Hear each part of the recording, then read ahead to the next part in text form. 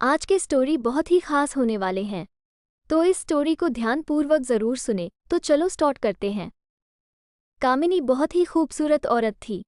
उसे अपनी खूबसूरती पर बहुत घमंड था, लेकिन उसकी शादी बहुत ही साधारण दिखने वाले आलोकनाथ से हो गई थी, जिसे वो बिल्कुल भी पसंद नहीं करती थी। आलोकनाथ दफ्तर के मार्केटिंग विभाग में क्लर्क का काम करता था। महीने के 15 दिन वो टूर पर ही रहता, तनख्वाह भी ठीक ही थी। लेकिन कामिनी की हर दिन नई नई फरमाइशों को पूरा करने के चक्कर में महीने के पहले हफ्ते ही उसकी सारी तनख्वाह खत्म हो जाती थी। एक दिन की बात है, सुबह का समय था। कामिनी बिस्तर पर लेटी हुई थी, तभी आलोकनाथ ने उसे जगाते हुए कहा, क्या बात है कामिनी, आज बहुत देर तक सोई हुई हो? कामिनी, अरे, जिसकी किस्मत ही सो गई हो वो जागकर क्या करे? आलोकनाथ बोले, क्या बात है, आज सुबह सुबह ही ताने? कामिनी, तो क्या चाहते हैं आप, सुबह सुबह आपकी आरती उतारना शुरू कर दूं या पैर दबाऊं? आलोकनाथ समझ गया कि कामिनी को कोई चीज़ चाहिए, क्योंकि जब भी उसे कोई चीज़ चाहिए होती थी वो इसी तरह का नाटक करने लगती थी। आलोकनाथ, अरे, क्या चाहिए तुम्हें, बोलो ना। कामिनी, हाँ हाँ, बोल तो ऐसे रहे हो जैसे चांद तारे लेकर आ जाओगे मेरे लिए। कितने दिनों से आपको सोने की रिंग के लिए बोल रही हूँ, लेकिन तुम तो एक कान से सुनकर दूसरे कान से निकाल देते हो। आलोकनाथ, अब जितनी हैसियत है मेरी उतना ही तो कर पाऊंगा मैं, और अभी मेरा हाथ तंग है। 2-3 महीने रुक जाओ ना, फिर दिला दूंगा मैं। कामिनी, तो फिर मुझसे पूछते क्यों हो कि क्या चाहिए? जाइए, अपना काम करिए, मेरे सिर में बहुत दर्द है। आलोकनाथ क्या करता? किसी तरह कर्ज लेकर कामिनी के लिए रिंग ले आया, लेकिन कामिनी बहुत ही लालची औरत थी। उसे हमेशा कुछ नया चाहिए होता था। इस बीच कामिनी के पड़ोस में एक नया शादीशुदा जोड़ा अमन और सुप्रिया रहने के लिए आए। जब अपनी बड़ी सी कार में से अमन और सुप्रिया उतरे तो कामिनी अपनी बालकनी से उन्हें घूरते हुए सोचने लगी। कामिनी, मन में, वाह, कितना हैंडसम लड़का है, क्या मस्त कपल हैं दोनों, काफी अमीर भी लग रहे हैं दोनों। कितनी महंगी कार है इनकी, और एक मेरे पति हैं, न शक्ल अच्छी है और न ही कमाई। कामिनी को जब पता लगा कि ये जोड़ा बिल्कुल उनके बगल में रहने के लिए आया है तो वो उनसे दोस्ती करने के लिए मचल उठी। खास तौर पर अमन से उसकी दोस्ती करने की बहुत इच्छा थी। एक दिन वो उनके घर गई। उसने दरवाज़ा खटखटाया, दरवाज़ा अमन ने ही खोला। सामने से अमन को देखकर वो उस पर और भी लट्टू हो गई। कामिनी, जी वो, मैं आपके पड़ोस में रहती हूँ, थोड़ी चीनी चाहिए थी मुझे। अमन, जी, अभी देता हूँ। अमन, सुप्रिया, जरा कटोरी में चीनी तो ले आना। सुप्रिया चीनी लेकर आ गई। अमन ने उसे कामिनी को देने को कहा। इस बीच कामिनी की नज़र अमन के घर पर थी। काफ़ी महंगी और एंटीक चीज़ों से सजा हुआ था उनका घर। जब सुप्रिया ने कामिनी को चीनी की कटोरी दी तो उसकी नज़र सुप्रिया के गले में पहने नेकलेस पर गई। उसने अंदाजा लगाया कि ये डायमंड का ही होगा।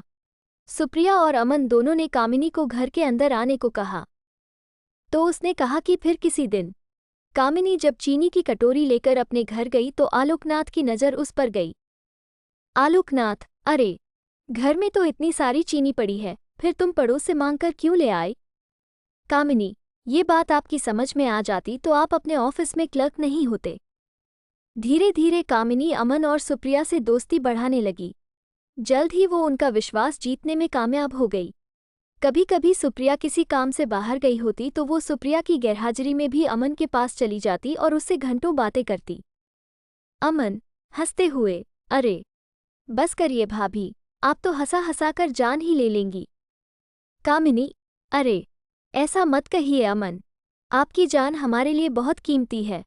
हम तो आपके लिए अपनी जान भी दे सकते हैं, एक बार बोलिए तो। अमन, ये आप क्या कह रही है?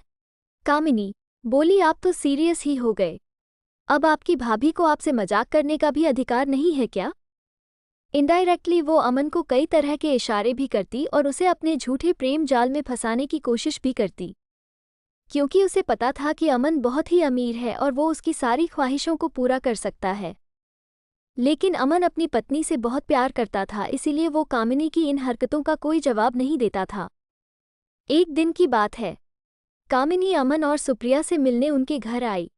सुप्रिया बोली, आइए आइए भाभी, हम आपकी ही बातें कर रहे थे। कामिनी, मेरी बात।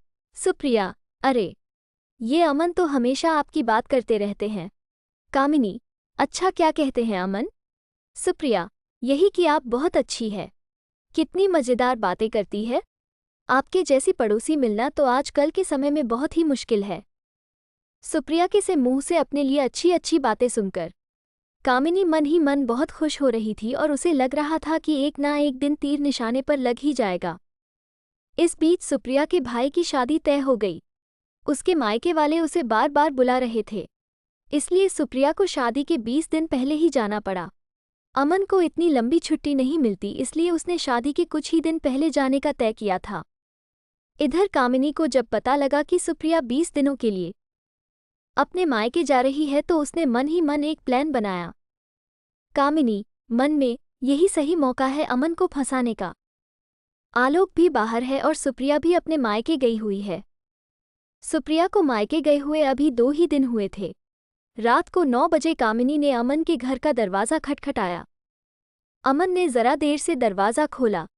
कामिनी, क्या बात है अमन, बहुत देर कर दी दरवाज़ा खोलने में? अमन बोला, अरे भाभी, वो किचन में रोटियां बना रहा था। आपको तो पता है ना मुझे बाहर का खाना बिल्कुल पसंद नहीं है। कामिनी, अरे तो मुझे कह दिया होता, मैं बना देती। लगता है आप मुझे पराया समझते हैं। अमन, अरे नहीं नहीं भाभी, ऐसी बात नहीं है।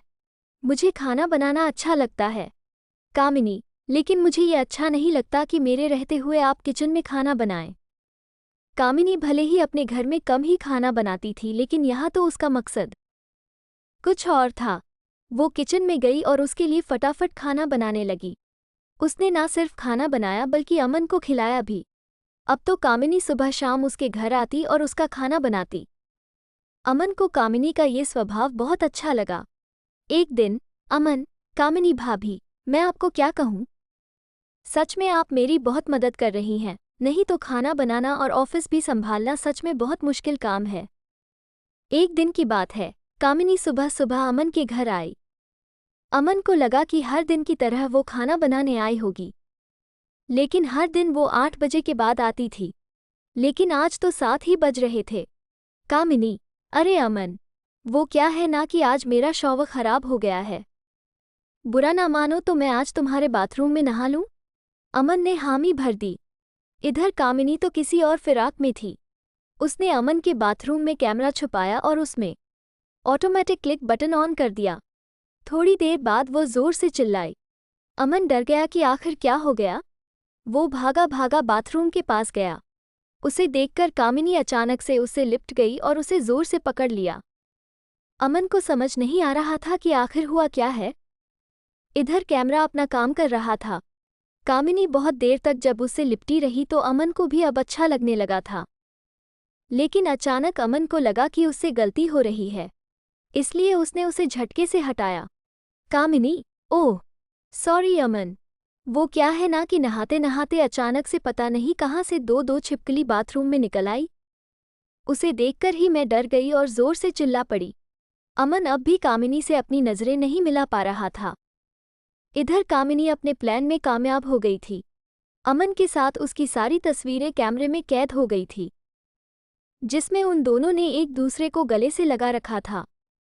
अगले दिन वो सारी तस्वीरें अमन को लिफाफे में अपने घर के बाहर पड़ी मिली। उन तस्वीरों को देखकर उसका दिमाग झन्ना गया। तभी कामिनी वहां गई। उसके हाथ में भी एक लिफाफा था।